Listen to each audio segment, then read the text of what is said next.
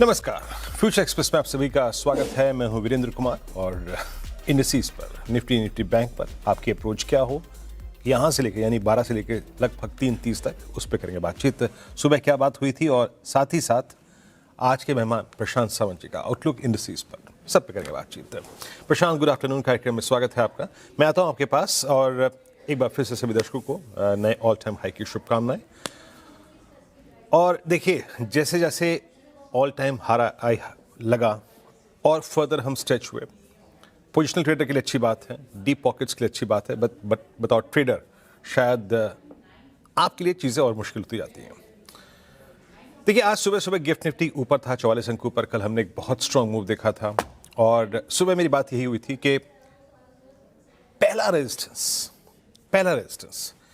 Weather you are a buyer on dips और positional trader, पहला जो लेवल है that's 277 previous all time high और 309, 270 309 एक टफ रेजिस्टेंस है। और इंट्राडे हाई देखिए जरा क्या है, 310। तो गया और बैकफुट पे आ गया। जिस प्रकार का मोमेंटम स्ट्रांग है, जिस प्रकार की कल सीरीज की बिगिनिंग हुई, जिस प्रकार से एफआईएस की कैश में और इंडेक्स में बाइंग आई, जिस प्रकार से उनकी put writing I, thrust strong है, ये बात तो बिल्कुल अच्छी है। और एक और चीज़ है कि इन सूरत हाल में याद रखिएगा, बहुत एक फैंसी डिप मिले, बहुत ही डीप डाउन साइड खुल जाए, वहाँ से आपको री एंट्री का मौका मिले, अमूमन ऐसा कम होता है। सुबह बात क्या हुई थी, क्योंकि सुबह हम जब तक नहीं खुले थे, जब तक हम नई ट्रेजेक्टरी में नहीं गए, ऑल टाइम हाई पे नहीं गए, इट वॉज क्लियरली सेड कि जो भी डिप आए during the day towards base 1 उसको बाय करना है। बट फ्रेंकली स्पीकिंग डिप आया ही नहीं, क्योंकि हम गिफ्ट निफ्टी के मुताबिक ऊपर खुले। बट याद रखिएगा, अब जिस हम ट्रेजेक्टरी में आ गए हैं, जिस ट्रेजेक्टरी में निफ्टी बैंक है, बतौर डे ट्रेडर हमारे पास विकल्प क्या है। अगर आप पोजिशनल है तो कोई बात ही नहीं है ना, उसमें मैं और आप क्या करें और मेहमान क्या करेंगे हमारे। But a reasonable stop loss, trailing stop loss और डे ट्रेडर के तौर पर आपको क्या करना है। देखिए, अगर 309 पे आपने बुक किया तो भी अच्छी बात है, तब भी आप विन विन सिचुएशन में है। लेकिन अब इस क्लस्टर को समझते हैं। सारे स्टैट्स जो कि प्रोस्पेक्टिव में रखने हैं वो है 2 दिसंबर के, जो एक्सपायरी होने वाली है उसकी। लेके आइए स्टैट्स। देखिए, जैसे कि मैं कह रहा हूं कि बहुत फैंसी डिप शायद आपको ना मिले, है ना। 130 वहां तक का डिप लग रहा है पॉसिबल नहीं। जिस प्रकार की पुट राइटिंग है 200 पे 50 लाख की पुट बिकी, even at the money put जो 76 लाख का आउटस्टैंडिंग वाई होल्ड करती है, उसमें से 53 लाख आ जाए हैं। यानी देखिए, इन स्टैट्स के मुताबिक अब आप थोड़ा सा एज्यूम कर सकते हैं कि डिप टुवर्ड्स 210, 220 और 180 वो आपके फेवर में जाएगा अगर आप उसमें री एंट्री करें। लेकिन याद रखिएगा, उसको भी आपको बहुत संभल के खेलना पड़ेगा। वो बहुत कंफर्टेबल ट्रेड नहीं होगा, है ना। बाजार वाकई प्रॉफिट टेकिंग में जा रहा है या फिर एक रीजनेबल रिट्रेसमेंट है, ये तय करना बहुत मुश्किल होगा।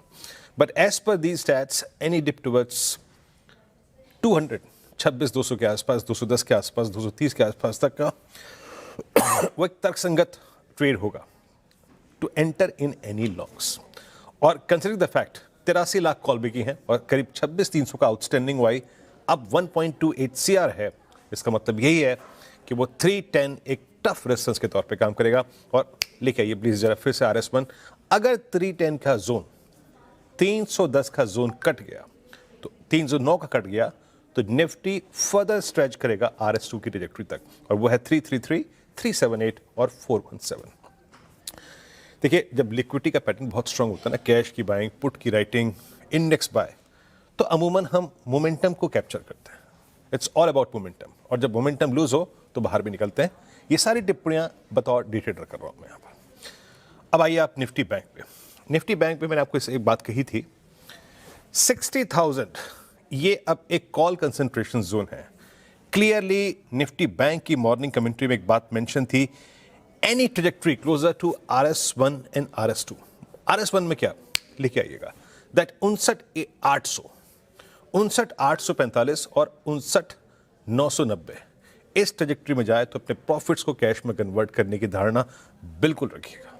आप एक बड़े मोमेंटम के बाद एक कॉल आइटम्स के जोन में, यहां पे कुछ प्रॉफिट्स को आपको कैश में जरूर कन्वर्ट करना चाहिए। एक बार निफ्टी बैंक का इंट्राडे रखिएगा।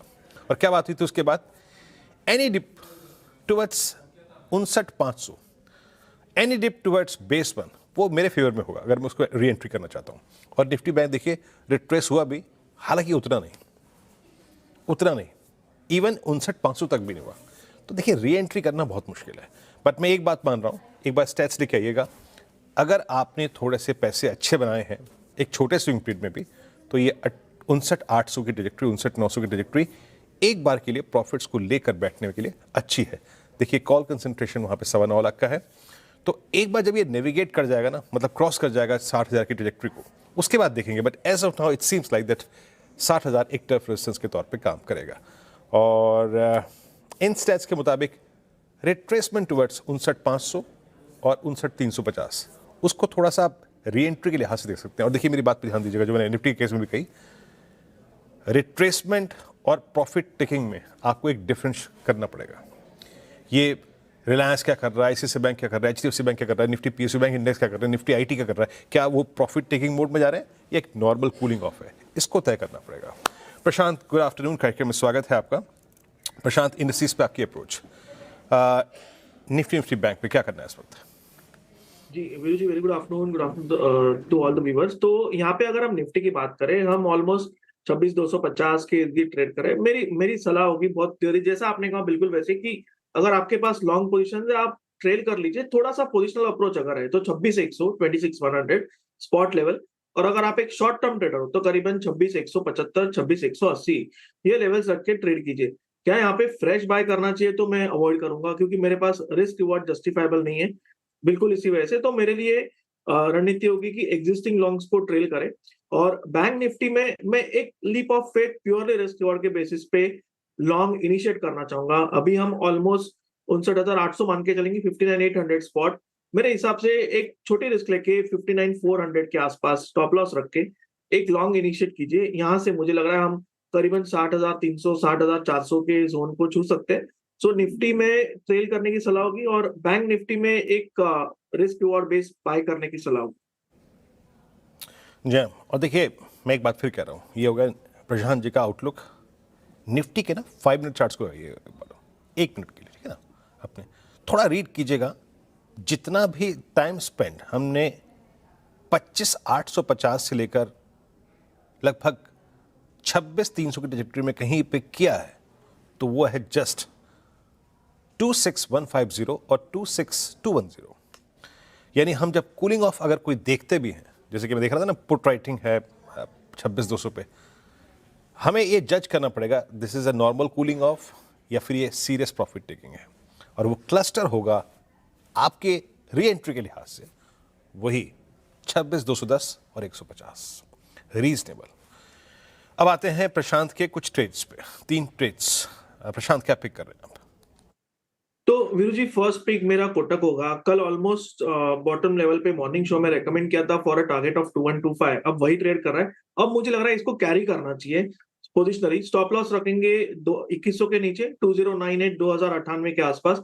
मुझे लग रहा है 2175, 2180, 2200 तक ये कंफर्टेबली जा सकता है। So first pick Kotak. Next होगा मदरसन, संवादर मदरसन। यहाँ पे अगर हम देखें, क्लियर और क्रिस्प वॉल्यूम बैक ब्रेकआउट नजर आ रहा है। यहाँ पे स्पॉट लेवल 111 पे स्टॉप लॉस रखने की सलाह होगी। टारगेट्स मुझे नजर आ रहे हैं 122 से लेके 125, 122, 125। और अगर हम केपीआईटी की तरफ देखें तो यहाँ पे भी मुझे लग रहा है मोमेंटम आ सकता है। सो मैं यहाँ पे 1200 के इर्द गिर्द स्टॉप लॉस रख के बाय करने की सलाह दूंगा फॉर टारगेट्स अराउंड 1245, 1250, 1245, 1250। ओके, अगला स्टॉक आपका? जी, कोटक, नेक्स्ट संवादर मदरसन और लास्ट वन केपीआईटी। ओके, चलिए थर्ड है केपीआईटी, ठीक है। तो हमने 3 ट्रेड्स पिक किए। आप प्राइवेट बैंकिंग स्पेस में आज कोटक को कंसिडर कर रहे हैं और डायरेक्टर साहब एक एक करके रखिएगा। सिर्फ ट्रेड्स संवादर मदरसन लगभग 122, 125 का लक्ष्य यहाँ पे, 111 पे ट्रेड करता हुआ, 116 पे ट्रेड करता हुआ, 111 का स्टॉप लॉस। केपीआईटी टेक 1250 के लक्ष्य के लिए 1200 का यहाँ पर स्टॉप लॉस, 1213 पे ट्रेड कर रहा है। और कोटक महिंद्रा बैंक है। मैं फिर कह रहा हूँ, ये ट्रेड्स पूरे हो गए। प्लीज़ प्लीज़ प्लीज़ थोड़ा सा ना निफ्टी के इंटरडे चार्ट को रखिएगा। ये 26,210 और 26,150, इस 7 पॉइंट का ख्याल रखिएगा। बहुत नज़ाकत से ट्रीट करना है हमको इस 60 पॉइंट के फेस को। खैर चलिए अब एक काम करते हैं, ब्रेक लेते हैं और ब्रेक के बाद बात करेंगे टाटा पावर की।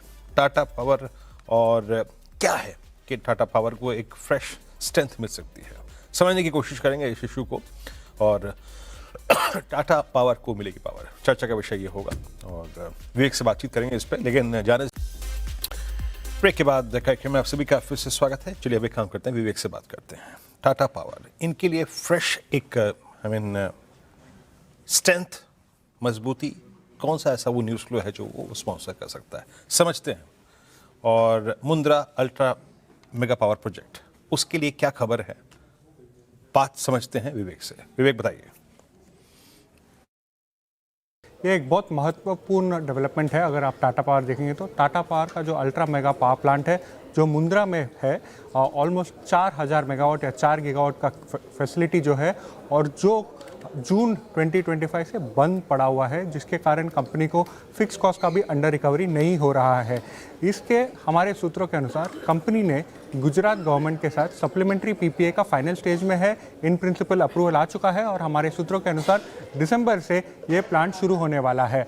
ना सिर्फ ये, हमारा सूत्रों के अनुसार गुजरात पीपीए को एक प्रेसिडेंट रखते हुए बाकी जो 4 स्टेट है वो भी टाटा पावर मुंद्रा फैसिलिटी के साथ पीपीए साइन करने की कोशिश करेंगे। ये एक बहुत बड़ा और इम्पोर्टेंट डेवलपमेंट है अगर आप टाटा पावर की तरफ से देखेंगे तो। हमने टाटा पावर को रीच आउट किया था, टाटा पावर ने अब तक हमें कोई रिस्पॉन्स नहीं दिया है, बट हमारे सूत्रों कह रहे हैं कि पूरा प्लांट एक स्टेट ऑफ रेडीनेस में है, एक प्रिपेयर्डनेस में है ये पावर सप्लाई शुरू करने के लिए। इसके साथ साथ और एक इम्पॉर्टेंट डेवलपमेंट यही है कि Q2 FY26 में कंपनी का मैनेजमेंट ने बोला था कि उन लोग फाइनल स्टेज ऑफ टॉक्स में है गुजरात के साथ, स्पेशली एक सप्लीमेंट्री पीपीए साइन करने में, और उन्होंने कहा था ईयर एंड के पहले आ जाना चाहिए था, और हमारे सूत्र भी कह रहे हैं कि एवरीथिंग इज ऑन ट्रैक। अगर आप इसका एक इम्पैक्ट एनालिसिस करेंगे, FY25 में जो Mundra coal and shipping cluster है उसने ऑलमोस्ट 1100 करोड़ का कंट्रीब्यूशन किया था to the overall PAT, almost 6000 crore का। तो एक बहुत इंपॉर्टेंट डेवलपमेंट है, फिक्स कॉस्ट अंडर रिकवरी कम होगा, और ये सेक्शन 11 नहीं है, ये सप्लीमेंट्री पीपीए है, तो ये काफ़ी पॉजिटिव डेवलपमेंट है और एक डेवलपमेंट जो ऑलमोस्ट 10 साल, 1 डेकेड ऑफ ओवरहैंग जो था टाटा पावर के ऊपर, वो इससे निकल सकता है। तो टाटा पावर इसके कारण आज फोकस में है। ओके विवेक, बहुत बहुत शुक्रिया इस पूरी खबर को विस्तार से समझाने के लिए। टाटा पावर हालांकि आज बहुत स्ट्रांग खुला था, उतना सस्टेन नहीं कर पाया, बट ये स्ट्रांग नहीं है, याद रखिएगा, ये स्ट्रांग नहीं है। जहां बाजार खड़ा है उसके कंपैरिजन में स्ट्रांग नहीं है ये। प्रशांत, आपका टेक क्या होगा? 392 एक इजेक्शन की, बाहर निकलने की कोशिश करी इसने इस क्लस्टर से, लेकिन फर्स्ट अटेम्प्ट में फेलियर हुआ। आप कैसे अप्रोच करें टाटा पावर को? तो वीरू जी, अगर हम इसके हायर टाइम फ्रेम पे जाए, ये वीकली 20 एवरेज, मंथली 20 एवरेज पे स्ट्रगल कर रहा है, तो मैं अवॉइड करना चाहूंगा, क्योंकि हायर टाइम फ्रेम्स पे स्ट्रगल है तो डेफिनेटली वो बिकवाली हमें हायर जोन से डेली पे भी नजर आ रही है, तो मेरे हिसाब से अवॉइड रहेगा। एक बार 410 के ऊपर क्लोज हो तो नजरिया चेंज कर सकते हैं, फिलहाल अवॉइड होगा। अवॉइड देखिए, न्यूज़ फ्लो स्ट्रांग है, वो मेरे ख्याल से लॉन्ग टर्म पे असर डालेगा डेफिनेटली फंडामेंटल्स पे, but as of now trade point of view से कुछ खास है नहीं इस स्टॉक में। एक ब्रेक लेते हैं, ब्रेक के बाद थोड़ी सी स्कैनिंग करेंगे और फिर उसके बाद सस्ता ऑप्शन ट्रेड हाजिर होते हैं।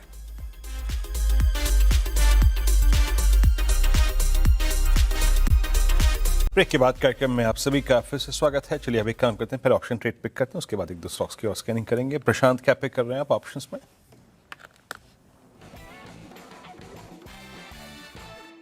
तो वीरू जी, यहाँ टाइटन में एक अच्छी डिप आई है, मुझे लग रहा है यहाँ से मोमेंटम आ सकता है, तो इसको एक कॉल के जरिए ट्रेड करना चाहूंगा। 3920 3920 स्ट्राइक प्राइस की कॉल ऑप्शन करीबन 85 पे ट्रेड कर रही है। 60-62 के आसपास 60-62 के रेंज में स्टॉप लॉस रखने की सलाह होगी। यहाँ से 125, 135, 125, 135 ये टारगेट्स नजर आ रहे हैं। ओके, टाइटन की 3920 की कॉल, याद रखिएगा ये स्टॉक जो है वो अपने करियर की हाईएस्ट ट्रैजेक्टरी में ट्रेड कर रहा है, तो थोड़ा सा उस चीज़ को लेकर ध्यान रखिएगा और ऑप्शंस के जरिए ट्रेड करना है आपको यहाँ पे। और मैं थोड़ा सा निफ्टी को लेकर ना, याद रखिएगा निफ्टी पे एक चीज़ याद रखिएगा, coming back to that Nifty, morning के जो स्विंग लोज थे वो थे 26,222 के, उसके बाद लगभग 941 पे फिर एक लो लगा, दैट वाज आई थिंक 96221, और अभी हम 96238 पर। तो मैं फिर कह रहा हूँ, बार बार कह रहा हूँ, बतौर ट्रेडर आपको जिस क्लस्टर पर नज़र रखनी है वो ये है 26,210 और 150, 60 पॉइंट में एंट्री री एंट्री और एग्जिट सब कुछ है बतौर डे ट्रेडर, याद रखिएगा। खैर प्रशांत, बहुत बहुत शुक्रिया, आप इस कार्यक्रम में शामिल हुए, सभी स्टॉक्स और इंडस्ट्रीज पर याद रखिए आपने, और फिर मुलाकात होगी आपसे 2 बजे कमाई करते में। तब तक के लिए नमस्कार।